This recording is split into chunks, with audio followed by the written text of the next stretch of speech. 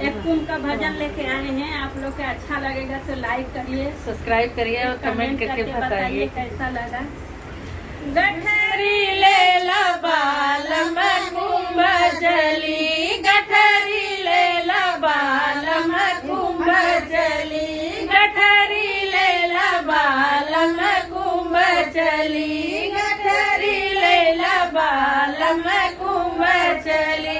कुंभ में जाय धन का करबू, कुंभ में जाय धन का करबू, डुबकी बाला दोनों जने, डुबकी ले राजम दोनों जने, डुबकी ले बालम दोनों जने, गठरी ले ला बालम कुंभ चली, गठरी ले ला बालम कुंभ चली।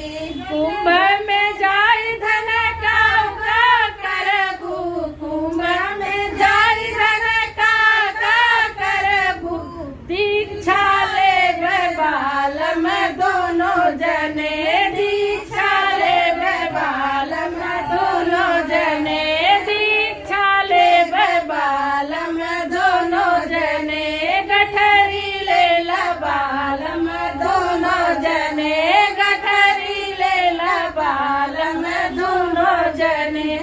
कुंभ में जाय धन का करबू, कुंभ में जाय धन का करबू, गलब बासी बनब पिया दोनों जने, गलब बासी बनब पिया दोनों जने, गलब बासी बनब पिया दोनों जने, गठरी लैला बालम कुंभ चली, गठरी लैला बालम कुंभ चली।